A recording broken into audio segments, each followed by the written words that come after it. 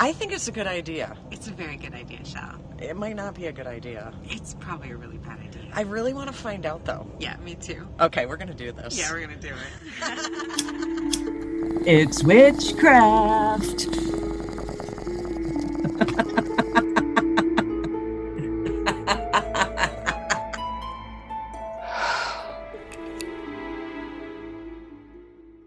Hey, it's 4:20 a.m. Hi, and welcome to the Stoned Witches Hour. On this podcast, two best friends on opposite coasts of the country get together to tell each other true-ish tales of horrifying hauntings and ghoulish ghosts. But this week, We're together still. we're still together in Salem, Massachusetts, talking about all things witchy. And spooky wooky. That's right. Well, your host who's high and can't remember what she's talking about, I'm Layla. This is Shell, and I'm high, and I'm witchy, and I'm glad to be here. Wow, how much of that end game have we smoked this evening? Well, I did a trick on you. What's that? I switched the weed and didn't tell you. What are we smoking now? Is this one of your like crazy high THC weeds? No, what it is, this is what makes me I laugh. thought it looked different. This new generation, they make me laugh. So apparently, call me an old stoner. I don't know. Maybe I'm the crazy one. You know how people like to get their whole eighth in like one bud? We do?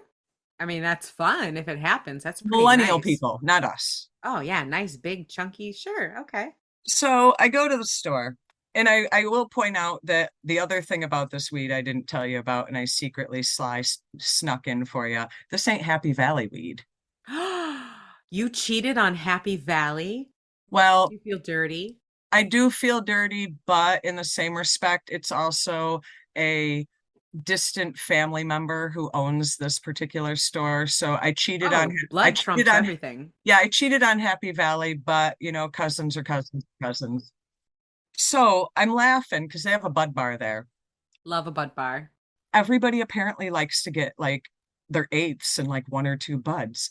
So what they do is, how like pieces break, like if you had a big old bag of buds, you know how like off pieces that we is our age smokers would call like popcorn nuggets. buds, yeah. Do they sell like the shake bags and the popcorn nug bags? They don't even sell the shake, they sell the popcorn nugs. You can get 4 grams for $40. Now remember, an eighth costs you 60. 4 grams for $40 because it's popcorn bud and it's not pretty. Wow. I'm I like, love dude, that. but it's so dense, you got to grind it. So if you grind up the one bud or grind up the little popcorn buds, what's the difference? And he laughed at me. He goes, you know how people are. They like what they like. And I'm like, people are stupid. I don't know. Call us old-fashioned stoners, but yeah, I don't mind. There is a difference sometimes I'll notice when I'm growing. The nice big dense buds at the top of the plant tend to be really rich and trichome coated, and sometimes the smaller popcorn nuggets can be slightly less THC rich. Why? Maybe? Just because they broke off? No, usually they get less light penetration if they're down at the No, smaller. these are like if you had one of those big buds and it like broke in half or broke up into pieces. Oh, so they just don't like it because it's not pretty. Correct. I'm down This with is all that. about visual aesthetics. This isn't about quality. It's not pretty enough. It all looks the same when I ash it onto my tray. But this stuff is called, You tricked me. You ground it up, and I just thought it was more of your end game. well, that's the trick. LA Kush Cake Baker's Eighth Popcorn Nugs. That's what they call it, a Nice. Baker's Eighth, because it's 4 grams. Very nice. I like it. So LA Kush Cake. Never heard of Sweet. it, but you obviously like it because we couldn't even remember our intro. I don't even know what I'm talking about today. Well, no, that's not true. I know we're talking about Gallows HiIl in Salem, Massachusetts, once thought to be the site where people were hung, hence the name Gallows. Also, another theory, myth, we're going to go with myth at the moment, is that Giles Corey was pressed to death up on Gallows Hill, which we'll get into some of the options of that as we go. The other place we're going to talk about is a place called Proctor's Ledge, which was newly minted as a memorial site in 2017. After some researchers got a hold of information, they realized that the top of Gallows Hill not only was an impractical site to have hangings, but it didn't historically fit from their records. And so they used some old records and people's sayings, and we'll get into all of that to determine the actual real spot where these unfortunate people, 19 people, were hung and then their bodies thrown into a ravine to be later picked up by their relatives. And now that there is a beautiful memorial at that site. For those who are not familiar with the area, also to kind of give you like a geographical visual, Proctor's Ledge is at the bottom of Gallows Hill. So picture Gallows Hill, a hill big enough to have a couple neighborhoods on it. So it ain't like just some small little hill. A hill big enough to have a couple neighborhoods on it. And Proctor's Ledge is at the bottom of this hill. Yep. So still pretty close to Gallows Hill. And we'll also, at the end of the episode, tell you a little bit about one of our midnight moonlight episodes out to Gallows Hill. What you really mean is we're going to tell everybody how we fucked around and found out. Fucked around and found out. That's exactly what we should call this episode. For real. How's that weed treating you? Really good. Really good. Let's keep passing this bong. I didn't tell you the THC, but it's 29.1. Love it. I am loving it. But it's gonna, so if we get a little off track and a little sidetracked, it's because of the baker's bud. It's because of the baker's bud. So you want to, where did you go? What's the name of this place? Actually, this place is called CNA, and we went to their store in Amesbury. They also have a store in, I call it Haverhill. Okay, folks, if you're from Massachusetts, it is Haverhill. That's how it's spelled. How do the Massachusettsans? I think they call it Haverhill. They call it Haverhill, but to see it in writing, it's Haverhill. But anyway, CNA, it's in Haverhill and Amesbury. Nice, very nice. And actually, they're veteran-owned, veteran-run, and they do donate money to veterans organizations, as well as they do fundraisers for veterans organizations. So they are like a total let's go veterans kind of store. So definitely a place worth supporting. Fuck yeah, I love that. A place with a purpose. Gotta be cool. And look, it is not your typical, you hate that big old glass package. I do. This is just a little tiny package. I love it. It's still plastic. It's still killing the environment, but it isn't like that 40-pound glass container either. Please, I promise I won't go into a rant, but please, please, please, please, packaging people, use hemp plastics, use recyclable packaging. I know you have to wrap it in 10 different layers, but can we make it all recyclable, please? Thank you. I'm warning you, Mr. Weed manufacturing container creators. Layla knows how to use Reddit, and she's not afraid to do it. She's right. Not afraid to use Reddit. I will gather the Entwives and the witches against the patriarchy and all the recyclable people, and we will drown you in hate mail. But we'll still buy your weed. We'll still buy your weed. And we just want it to be in either biodegradable or reusable or something. Yes, please. Vote with our dollars. So real quick before we start talking about stuff, I just want you to tell people, how are you liking Salem? I absolutely love it. The chaos, it is crazy. And it's just getting crazier as the month goes on. It's absolutely phenomenal. The witchy heart of this city beats strongly, and I absolutely adore it. It's wonderful. And also the pop culture witchy thing beats strongly here, which I also quasi love as well. Yeah, sure. All aspects of the historical thing, which is a different kind of witchy, but that part I love. I love the Wiccan, Mecca part of it, the whole witch culture of USA coming there. I love that. But I still love the Bewitched statue as well. And I love the pop culture. Cough to get off. Cough to get off, for sure. I love seeing the movie sites. I love talking about Hubie Halloween. I love seeing all the people in costume, every different aspect. Whatever you come to the Witch City for, there's something here for you. And it's just so much fun. So I think our witchy count of Sanderson sisters, I was up to about 27 in our last episode, and I know I've seen at least a dozen more since then. How about you? How many would you guess you have seen? Oh my God. I would say in the last week, I have at least seen 75 Sanderson sisters. And I'm telling you, people, I've watched both movies, and I swear there was only 3. There was only 3. But you come to Salem, there's more than 3. I love them all. They're so much fun. So They you've beat are. me. You've definitely got me beat at this point. I would have to say your total far outweighs mine for Sanderson sisters. But I've since seen the movie, and you just said you've seen the movie. What did you think?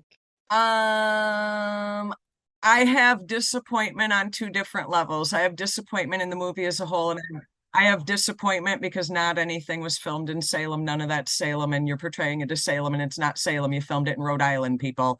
So I was disappointed as a whole, and I was disappointed with the location. What didn't you like about the movie? What disappointed you? It felt like The Craft all over again. It felt like The Craft with Bette Midler and way too way too musical. I felt there was like 5 times as many songs that were so irrelevant. The first movie there were songs, but they were relevant.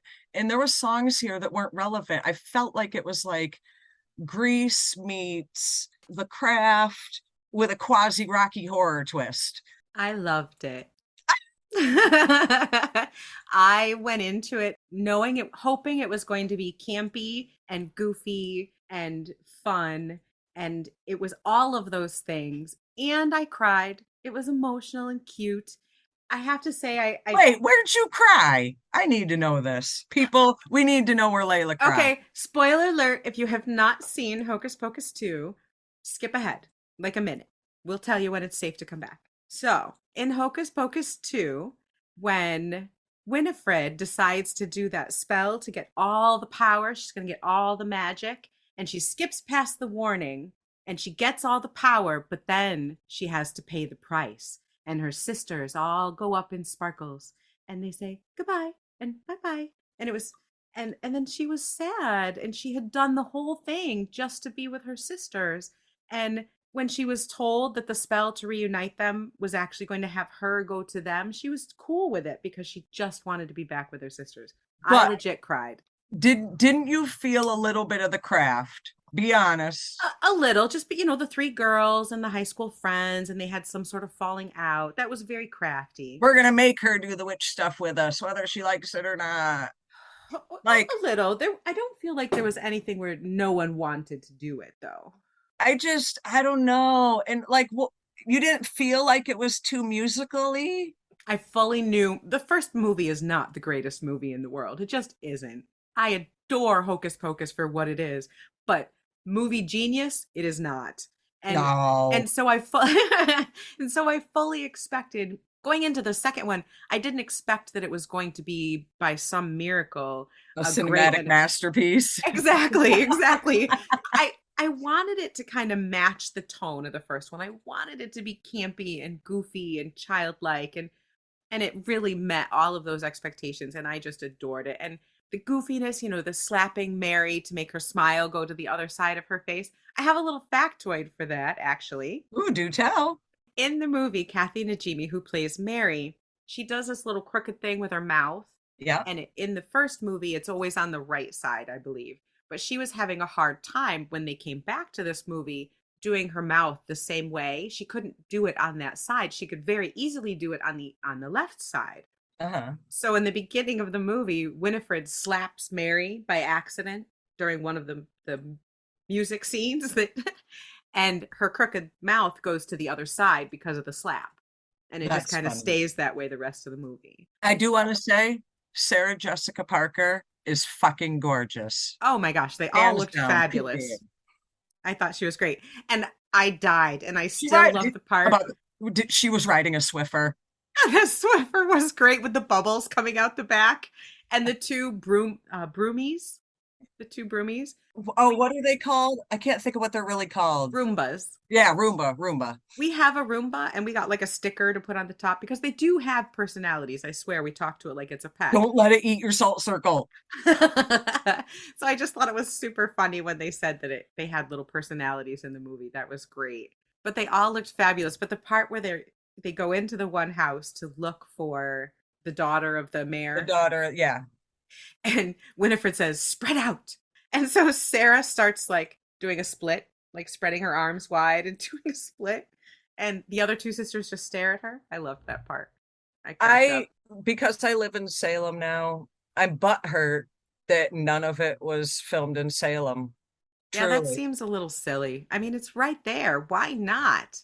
And I mean, we all know why not. They built sets across the border right down the road in Rhode Island, where, as I'm sure we can guess, we're both from New York State. We know the drill.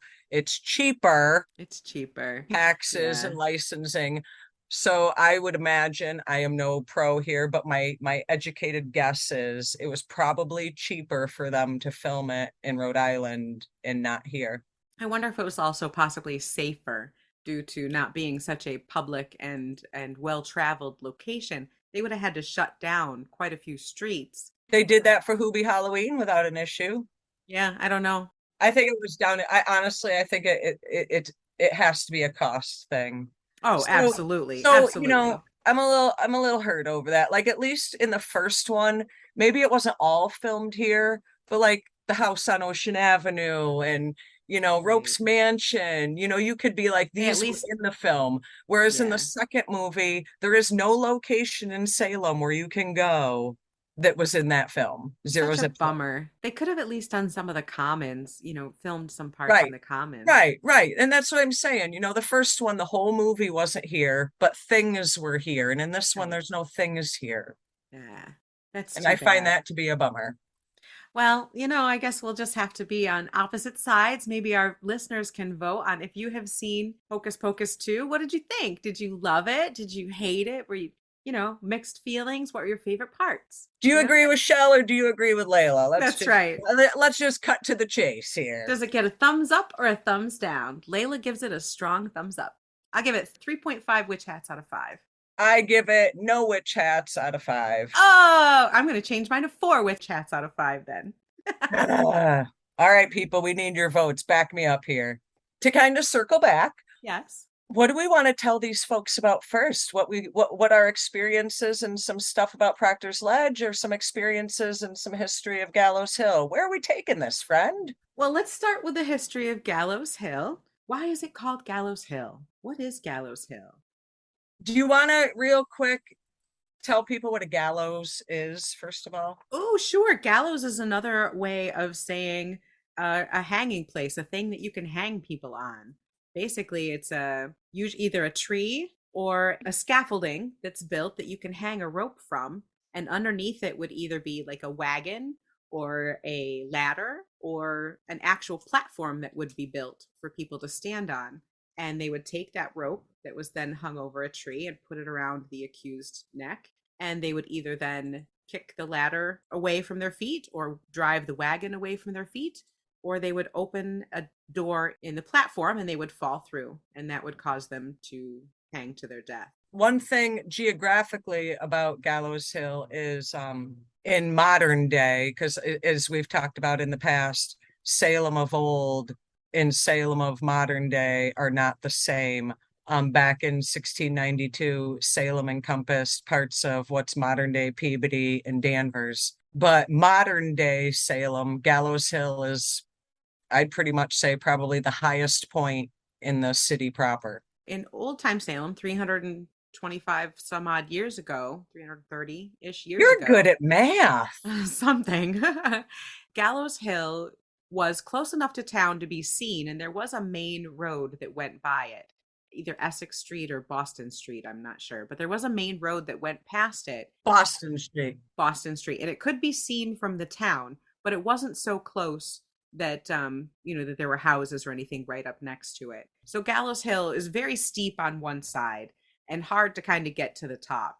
But that was for a long time thought to be the place where people had been hung. And in Massachusetts, they believe they hung them from trees that were there and did not build any type of long-standing gallows. It was just a rope over a tree and a ladder from the history that I could find. Now, one of the things I showed you when we were up there that I just wanted to mention to people, remember that, I don't know what it was, like maybe 8-9 foot long by like 6 foot wide, those two rocks, one on top of each other. Yes. People say that is the site where Giles Corey was pressed to death.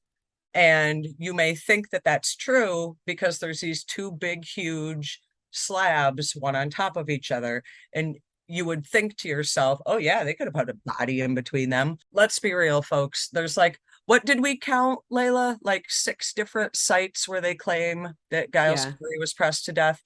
Layla and I are not historians here, folks. We are not archaeologists, and we don't know legit where he was actually pressed to death because there's so many theories. But Gallows Hill is one of the rumored sites, but I am almost thinking nowadays, I don't, maybe like when I first came to Salem, I might have believed it, and I did kind of think that that was it. But now that I've been here a while and have heard about some of the other sites and have seen geographically where some of the other sites are, I actually think that he was pressed to death at a different location, which I will mention in our next episode when we talk about some of our final random locations we visited. Yeah, I agree, and we'll talk about it again more a little bit later. But I also think that Corey was pressed to death somewhere in the vicinity of the town He's your because dude too, man. You love this yeah, guy. I He's your do, dude. I do. But We'll talk about him later, but I think it just made more sense that probably somewhere in the vicinity of the sheriff's house or the courthouse or something, because he refused to put in a plea, and that's why they did it. So I don't think they would cart him all the way outside of town to do the pressing. They wanted him to change his mind and put in a plea, so it makes more sense. We'll talk about that next episode. Other than Giles Corey, who was pressed somewhere in the vicinity of the town, most likely, which is one of, 5 many or 6 theories. different locations, right? Gallows Hill was long thought to be the location, although someone in 1921 actually had a theory that it was somewhere else, that it was at the bottom of that hill, actually. Now, why did they have that theory is my question. Because with a name like Gallows Hill, it kind of self-explanatory. So where did this person come up with this theory and why? A couple different reasons. One of the biggest ones is, again, getting to the top of Gallows Hill would have been very difficult. And they know from written accounts that the accused were taken from the jail, put into like an ox cart, Right. and then they traveled in that cart to the place where they were hung. At the time, there would have been no practical way to get an ox cart easily up that hill. Right. And so just the geography of it didn't make any sense. Also, they had written letters from people and written testimony of one of the accused who talked about seeing people who were hung there as they came into town, and also people who talked about being in their homes who could see the hangings taking place from their house. And so what they did was they recreated the cities. They looked at old historical documents. I even saw an old postcard that showed Gallows Hill, and they used this evidence to kind of determine where that spot was. Now, I do have something I want to mention, and it's part of the reason why people thought that and maybe still do think that. Remember how when I took you up to the park, where the top park, which we'll talk about what we did up there in a few. And then about halfway down, we saw those baseball fields, and then Proctor's Ledge was at the bottom. Yes. So remember those baseball fields about halfway down? Mm-hmm.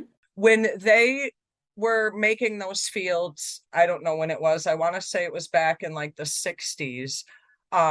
They actually found bone fragments in the area all around there that would suggest that people, it kind of went with the whole Gallows Hill thing, Right, because one of the things with Gallows Hill is after they hung these people, they weren't allowed. They said it was evil to touch them, that their They bodies weren't were allowed still a proper evil, burial. and they weren't allowed. So it's in the records. It's said that they were just dropped into a ditch at the bottom of the gallows, and their bodies were left there. So that would kind of fit with And what you're saying. it would, because before that, obviously before that ballpark, that was just kind of a side hill, and I could see him just tossing them over the side. So there is that, but what could technically counter that story even more is that this is Massachusetts, folks. We are not the first people that were here. And for all we know, that actually could have been an Indian burial ground or something of that nature a few hundred years ago. And that could be what the bone fragments are.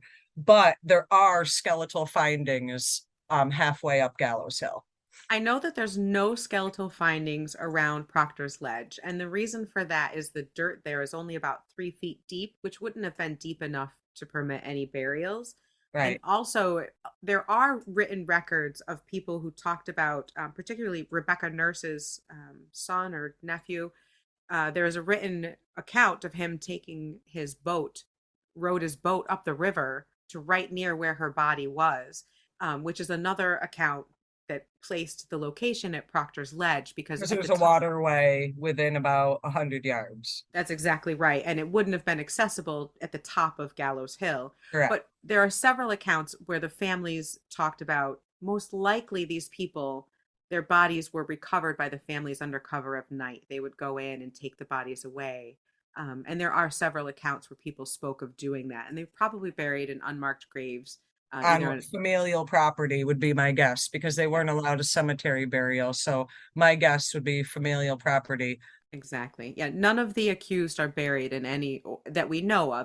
None of the accused have marked graves in any of the local old cemeteries. So when we talk about burying point in a couple episodes ago, the big draw there is some of the judges are there, the sheriff, things of that nature, but none of the actual accused witches are there because they were not allowed. So yeah, my guess is familial lands. Lovely. Thank you for this lovely hit, by the way, of what was this called again? I gotta look at it again. LA Kush Cake. Thank you. Since I was getting tongue-tied, I figured I'd get even more high and see if that fixes it. Yeah, it will. I promise. Take a few more hits. It'll work like a charm. One of the other quotes was eyewitness testimony from some of the court records, actually, in 1692. A woman named Rebecca Eames, who was one of the accused, had been being taken to the court in a wagon, and she was traveling along Boston Road, which ran just by the execution site. And while she was in court for her examination, they asked her if she had witnessed the execution that had happened earlier that morning. And she said that she was at the house below the hill and that she saw some folks at the execution. Now, they determined that the house below the hill that she's referring to was probably the McCarter house, which stood at 19 Boston Street. From looking at the old records, they could determine that she would not have been able to see the top of Gallows Hill from there, but she would have had a very clear view of Proctor's Ledge. Right. And that would make sense because, we were just on Boston Street a half hour ago. Right? That would make sense because Boston Street is about, 100 yards from the Proctor's Ledge Memorial. Now, this memorial is much like the memorial that we saw earlier. This old burying point, similar. Very similar. It is another about waist high rock wall. It has a tree in the center. It's a crescent shaped, and it has the names in order of all the people that were killed during the Salem witch hysteria. And I didn't get the most fabulous pictures on the planet, people, but I will post a couple on Instagram. We did go at night. It's a very hard to get to spot. It's right next to a Walgreens or across the street. The problem, it's behind Walgreens, but the problem is that it's a one-way street and you can't go up it from Boston Street. So you got to loop around Gallows Hill and come down it, or park at Walgreens and walk over. Definitely worth it. I loved being able to see both memorials. And this one was nice because it was private. It was just us there. And it was really nice to kind of be there and to... It's not downtown. No. And honestly, stepping into that crescent shape, I know it's a new memorial, but... There's more of a vibe there than what you get at the one at Old Burying Point, in my opinion. It is either right on the spot or right near the spot. Damn close to it. Yeah.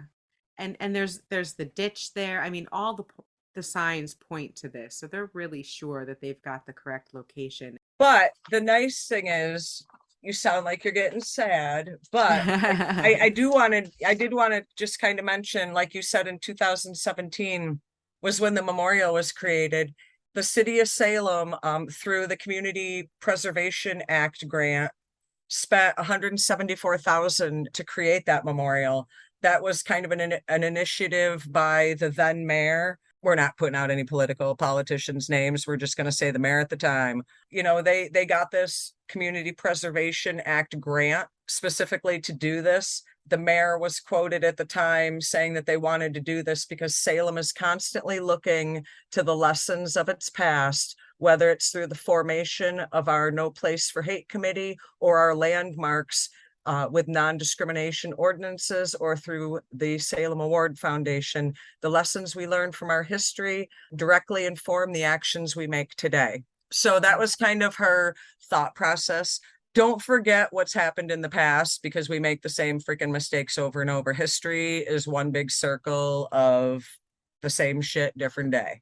Yep. Quickly, I want to just say that the plans for the site were developed by landscape architect Martha Lyon, and that not just that grant, not just that $174,000 grant, but there was a lot of small donations just from local people and local organizations, because everyone really felt that this was something that should happen. And there's a single oak tree. They said that the tree, the young tree that we saw that was planted there, it's an oak tree, and they planted it there as a symbol of endurance and dignity. Oh, nice. We did talk about this in a couple episodes back, well, maybe like 10 or 15 episodes back.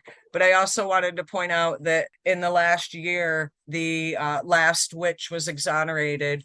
So they have now basically said that none of the witches were guilty, but it did take over 300 years for this very last one to get her pardon, basically. That did happen, which was spearheaded by a group of 8th graders, by the way. Wow. Yeah, I remember we talked about that in one of our previous episodes, that it's wonderful that it happened, but sad that it took so long.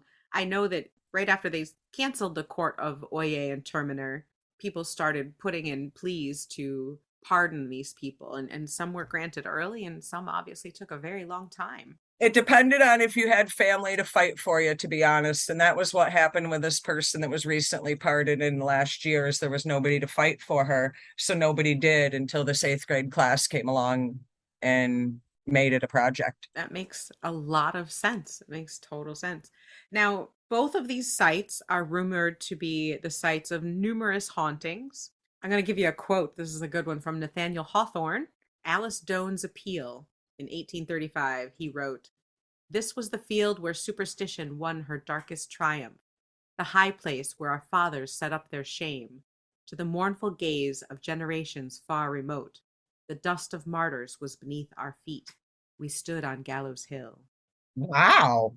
Right? That's pretty intense. Right? Go on, Nathaniel Hawthorne. It's no wonder he's a best-selling author, even still. Right?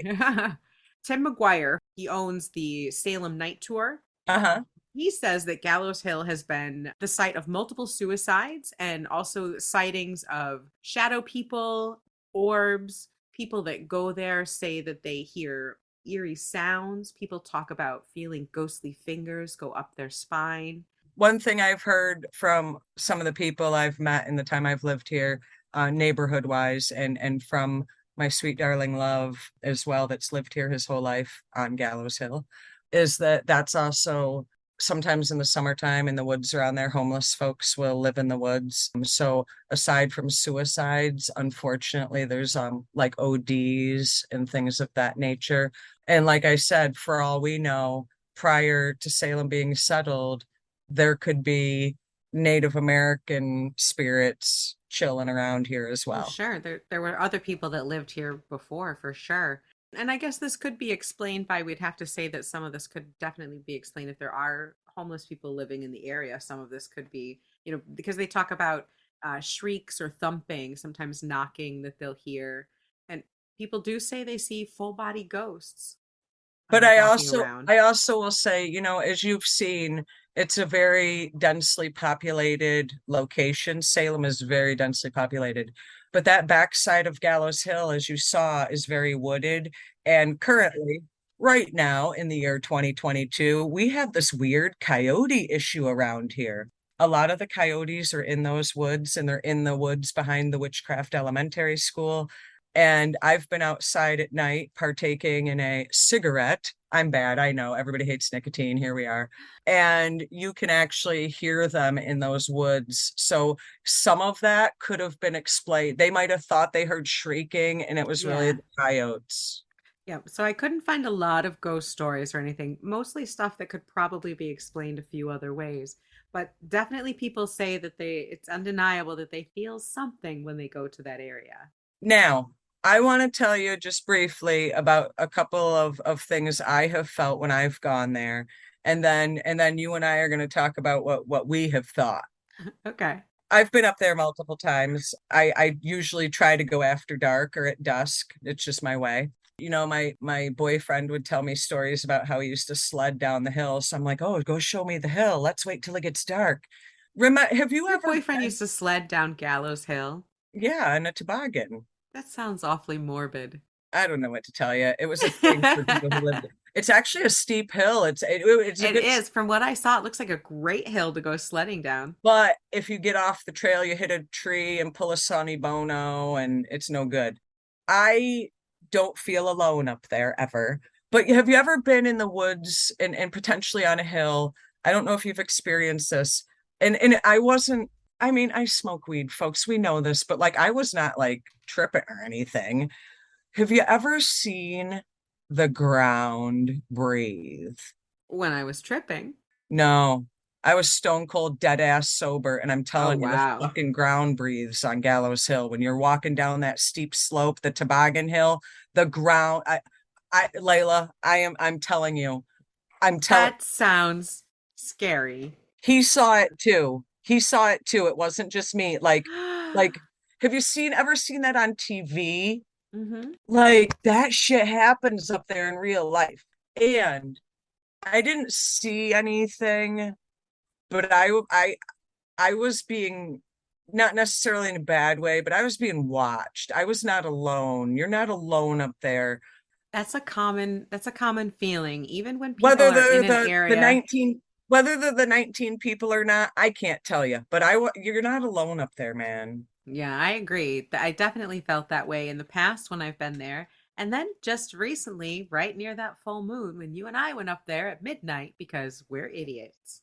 Fuck around and find out. But I swear to God, that's the only time in my life I've ever, with my own eyes, other than on TV, seen the ground breathe. And let me tell you, you know how I am. I always want to fuck around, but then I'm You so do. scared when I find out. It's I also freak. true. It is. That threw me. That threw me because I had never seen that in person before. And I've never, I mean, in upstate New York, how there's woods freaking damn everywhere. I've never seen that until No. Gallows Hill. Wow. That's kind of trippy. That's really trippy. I don't think that would have anything to do with the 19 people, but I'm just saying there's something up with that land, whether it has to do with those 19 people or not. I think that's the common consensus is that area, that whole hill, the whole entire thing, Proctor's Ledge included, Gallows Hill, all of it has a vibe. It definitely has a spooky, eerie, there's something here vibe. Maybe that's why they chose that spot. They may have thought they chose it because it was just outside of town, but I think something in that hill drew them to there. And that's why they decided to kill those innocent people there. I think that hill is spooky. Especially when you look at the old maps of Salem and how it did encompass parts of Peabody and Danvers. Salem was a Mhm. huge ass place back then. Why, out of all places, are they coming up here on the top of that hill? Right? Exactly. Exactly. Because we drove So, up the road and that was steep, and that's a modern day road that's paved. Can you imagine either walking up that or doing a horse and carriage up that on a dirt road? right, right. Which is even getting to Proctor's Ledge, going on Boston Street would have been a little difficult. But, I guess if they And a hike. really and a hike. So if they had wanted to make it a spectacle for That the wouldn't have been the town. place. That would not have been the place to make it a spectacle, I don't think. Well, I guess people driving by as they drove their carriages by it, you'd have to drive right by it to get into town kind of. I don't know. But I do feel that something about that hill is off.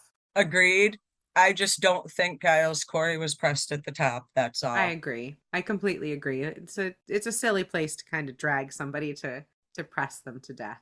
There's closer places, I'm sure. Especially thinking you're gonna hopefully drag him back to jail. Didn't happen, but Right, that or was the take hope him to indeed. court. So after we did our little tours and we walked around in the daylight, we Tell him checked what out we all did. these Tell him what we did. places. Tell him what we did. We decided, because we're very high witches, that we needed to make a Ouija board. Not use one that we had or that I had here. Yeah, no, we make one. We That's how we make one. do. You Yeah, got cardboard, you got a Sharpie. Here we are. we're making one. And don't worry, folks, I'm going to put a picture of the one we made up on Instagram. And then we proceeded to bind the ever living magic out of it. I don't think I've protected something so much in the last 10 years, to be honest.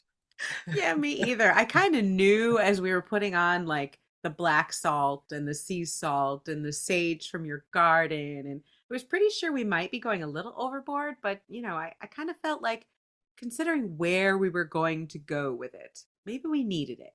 And we knew full well that we probably were opening a Pandora's box, but we were like, let's just make our own Ouija board and go to Gallows HiIl. Isn't that what people do?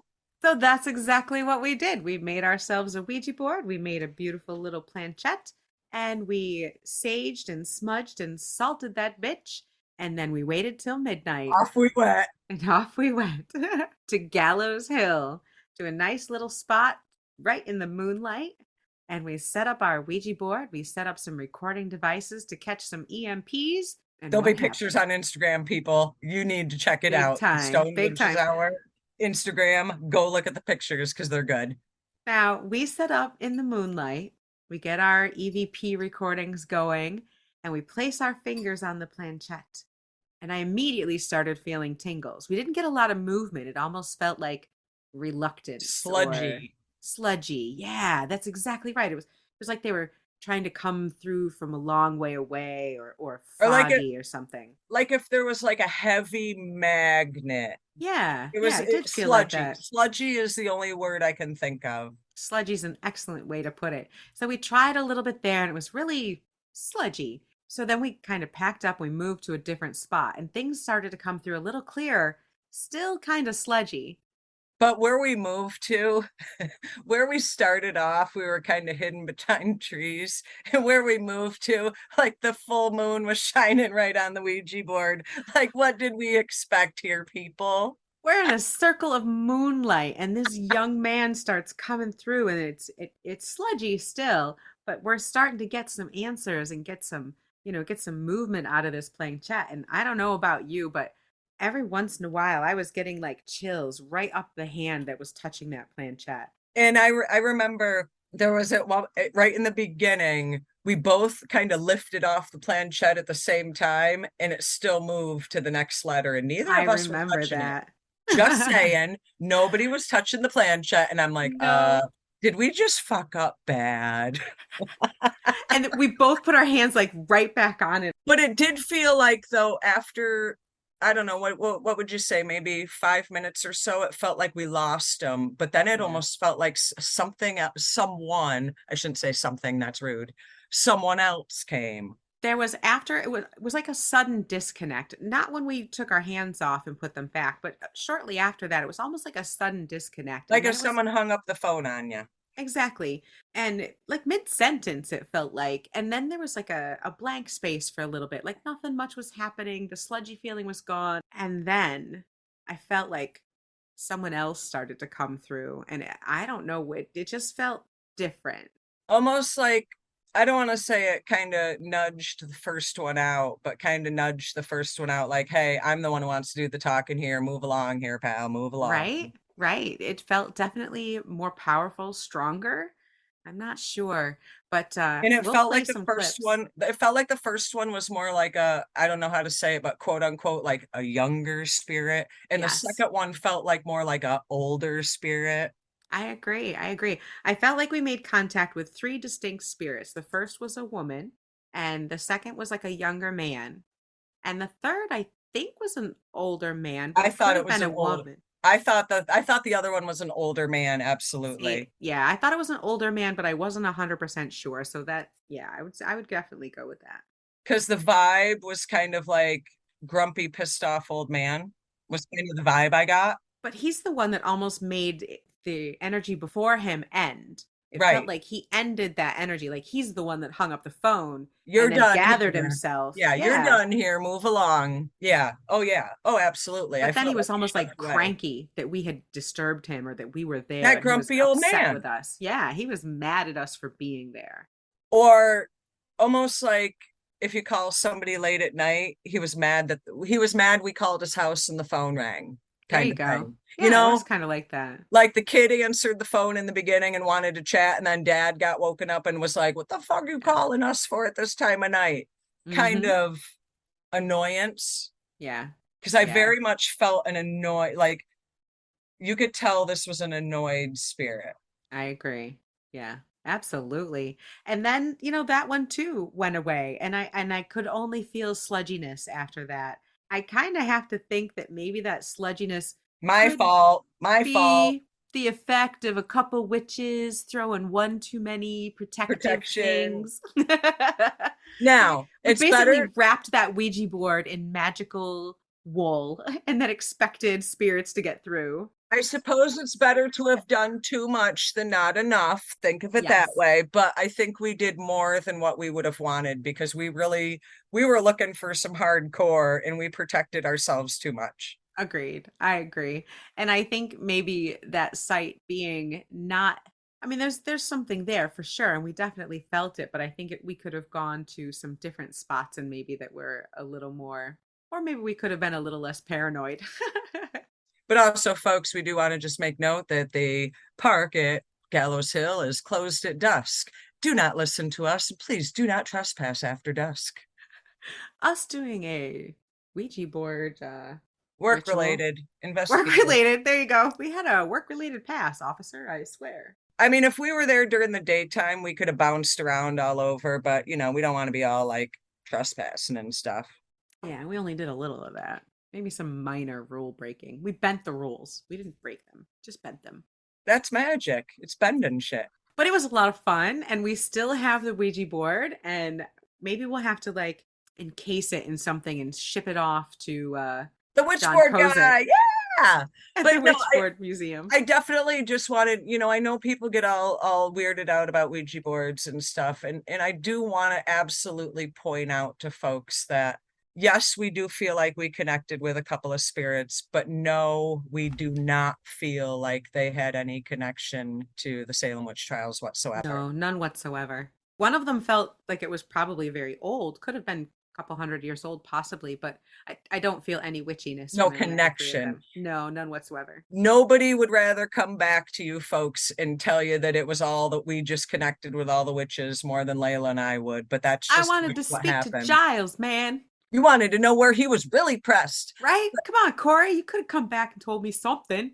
But unfortunately, the reality is we just weren't pulling anybody related to the witch trials here. And No. honestly, in your time here, I think that's been a constant. We've never really felt any of those. We've felt stuff, but not necessarily stuff related to the witch Bits and stuff. pieces here and there. Little Yeah, bits and pieces, they're definitely there. The echoes are there. Very right. much so. But I think the hauntings all around Salem aren't necessarily witch related. And there's hauntings, folks. Do not get me wrong. And they're everywhere, up and down every street. But are they all witch trial related? That's yet to be No. seen, folks. I do have to say, when we left, one of the things we made sure to do was to close our circle Oh, that we yeah. had been reading, or that we had been using the Ouija board in, and kind of thanked the land and let go. And I have to say, I had turned off the recording. I must have turned it back on again, but I have a snippet as we're leaving where I turned around and kind of did that severing spell. And Oh, interestingly enough, it cut off. don't tell clearly. me that. Oh my God, now I'm going to be freaked out. Creepy cool. Creepy cool. It's just like a really short clip, 22 seconds. And I don't remember having turned on the recording. I don't remember turning off the recording, but it recorded just before that and it kind of cut off when I said all ties are severed. Severed is severed. Wow. Fun. But yeah, so we made sure to close the circle, made sure to cut all ties with any entities that came in. We highly recommend doing that if you ever get a chance to do your own fuck around and find out with a If you're Ouija going to board in fuck a around haunted and find location. out, at least cast a circle and do shit proper. Yeah, that works. So, but it was a lot of fun. I mean, going up to Gallows Hill in the moonlight and putting our homemade Ouija board down and being able to do circle and kind of look for spirits with you again was so much fun. We So had much a fun. blast. I mean, every single thing we've done in Salem so far has been rock solid awesome. And there's so much more I want to do. I know. I don't have enough time. I'm going to have to come back. We are going to do one more episode where we're going to talk about some random places that we Mhm. visited. Maybe not as high profile, but some really cool other places that we visited. And that is what we're going to wrap up our Salem visit with you in our month in October and our awesome Halloween October special in Yeah, Salem. right before our Samhain episode. Right before our Samhain episode, which will wrap it up. So we've got one more episode together in Salem. Where we're going to talk about all our favorite haunted places. And we may, if folks are good, put up a picture of you and I using the Ouija board on Instagram. Ooh, yeah. If you're lucky, we'll put If up a you're cool good. picture. If you're all good, little boys and girls. That's right. Oh my goodness. We have so many cool pictures and stuff to put up. I had such a good time. And we'll have to put some stuff up from the Boo Bash and thank Bora. And Bora, Bora rocks. I went to the Boo Bash. I met a couple of listeners at the Boo Bash. Hey guys! And I'm let gonna me smoke tell a bowl. Hold on, I gotta smoke a bowl for our listeners because how cool that you met some listeners and some fans at the Boo Bash. I did. I actually got a picture with Buds one. for you. This bud's for you. The Boo Bash was great. First annual Boo Bash. I recommend it next year to anyone coming to Salem when the Boo Bash is happening. I didn't win the costume contest, but I'm not bitter. Boo. I'm not bitter. I'm bitter. I'm bitter. I'm bitter on your behalf. But you know what, Bora, you put on a hell of a party, and I can't wait to do it again. I had to live vicariously because I did not have tickets, but your pictures were fabulous. And I watched on Instagram from the Salem Black Hat Society, and it was so much fun. It was. And I know we have a couple listeners that were there with me, and they'll tell you, it was a freaking Boo Bash. Send us your pictures, please. I want to see you in all your costumed glory. It looked like such a great witchy time. I wanted to be there so badly. Send your pictures, thestonedwitcheshour@gmail.com. And I'll post them on Instagram. Layla wants to see them. It was a good time. But all the events are great. This town's getting nuts, folks. I can see, I've lived in touristy places myself, and so I know as a local, you're probably tired of it. As beautiful and as wonderful, and I'm sure you look forward to it every year. But I still got to get tired of it back every day. Exactly. You still have to kind of live your life. Yeah. So as much as I kind of envy you, I also understand the whole, tourism gets tiring. It gets old. It gets really old after a while. But people seem to be pretty good. For the most part, people are so kind and so accommodating, and I love the crowds aren't that bad. People just show up in the craziest stuff. I love it. I saw an alien today. Nice. I was going to ask you, what's your favorite costume you've seen out your window at work this week? A guy wearing a Speedo with the straps of the Speedo, instead of around his waist, they're up around his shoulders. Just saying. Oh wow, like the Borat. So he's wearing this Speedo like Borat, a Borat bathing suit? Yeah. That's great. A lot of crow people this year. I love it. I saw a crow queen. I saw a crow guy. Love it. Crows are in this year. The crows are in. Gotta love the corvids. I love crows. How cool. What neat costumes. That's fun. So yeah, one more episode in Salem, and then that wraps it up for us. That's right. Episode 40. Oh my God. 40. 40 will be our last Salem, Massachusetts episode before our Samhain episode. And then after that, I'm not sure where we're going. I'll be back in California. I have a California local place that I'm getting ready in the works to talk about. But oh my God, we're going to have to come up with episodes that aren't Salem related. Right? There's still so much more. We'll have to do Salem again next year and go to even more places. If any of our listeners have any things they want us to talk about, or any ideas or suggestions, shoot us an email, thestonedwitcheshour@gmail.com, and we'll see if we can do your story. Yeah, tell us about your favorite local legends, your favorite ghost stories. Cryptids. What have you heard? I love cryptids. Tell me about your cryptids. Is your town famous for a cryptid or some sort of, true crime? Let us know. Now, all of our listeners have one thing on their mind right now. I have a suggestion for Layla, and all of our listeners will agree. If anybody has watched the new Netflix series, The Watcher, OMG. Layla, you got to do The Watcher. Tell us the real story. I already had The Watcher in the works. Yes. But then they scooped me, man. Everybody's seen the you documentary. Gotta tell us the real story. You're gonna have to tell us the real story of the Watcher. It's pretty creepy. I'll definitely get on that. And also the Dahmer. Yeah. That guy was nuts. I didn't realize how crazy he was. Yeah, that's a sad one. I haven't gotten into that one because that one they all make me sad, but that one, there were so many opportunities where they could have caught him and they just didn't listen to these kids. But anyway, a lot of cool Netflix and other channels have, especially this time of year, if you're into ghoulish tales and creepy crimes, this is a good time of year for all of that. You can kind of binge it to your heart's content. I will admit I haven't watched Dahmer and I don't know if I can. Well, and I have to admit, not a fan of Hocus Pocus 2, folks. Thumbs up. It was awesome. I loved it.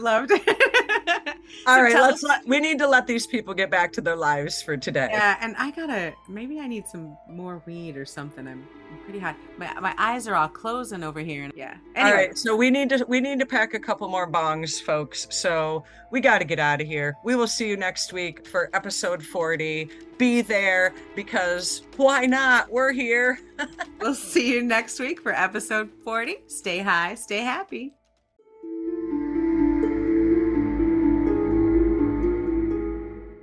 Do you really think that 2 seasoned witches should be making a homemade Ouija board out of cardboard and going to Gallows HiIl with it tonight on a full moon?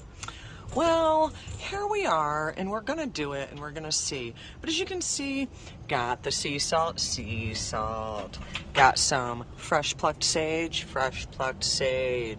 got our quartz crystal on there, so I don't know, let's see what happens. It's a good idea, Shell. I think it's a good idea. It's a very good idea, Shell. It might not be a good idea. It's probably a really bad idea. I really want to find out, though. Yeah, me too. Okay, we're going to do this. Yeah, we're going to do it.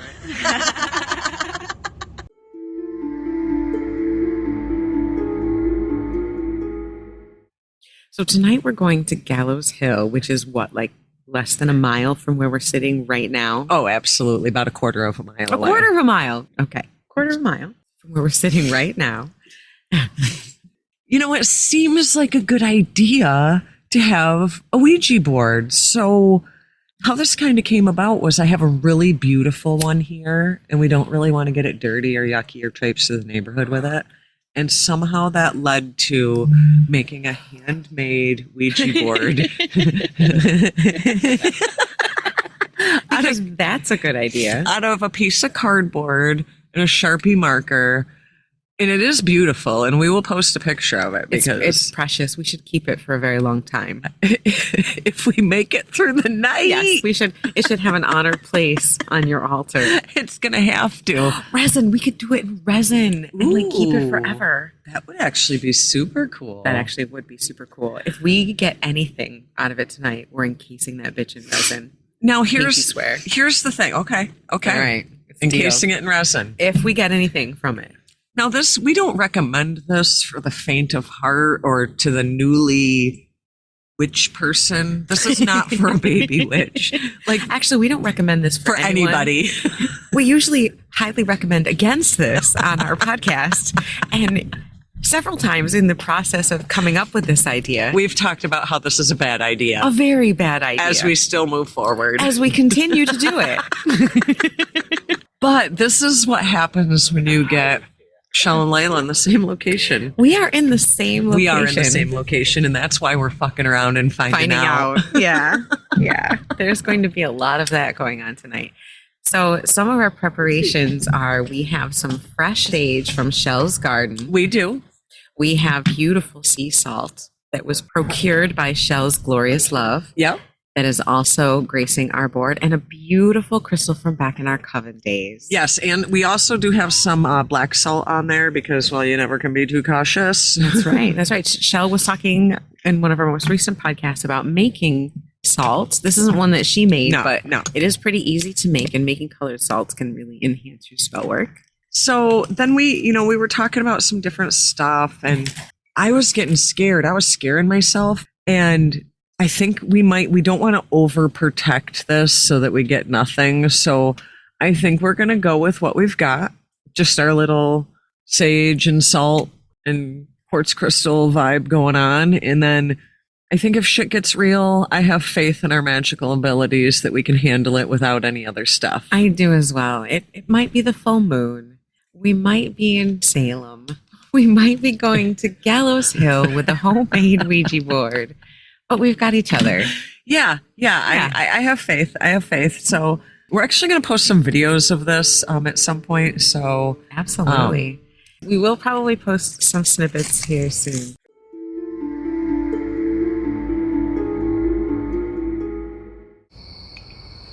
Okay, beginning recording for EVP session for Gallows HiIl on the full moon. Shell and I in Salem. So I'm going to set this phone down. We're going to record. If anybody's here, you can talk into this microphone. Say anything you want. Answer our questions. Let us know what's going on. Okay, you ready? I'm ready.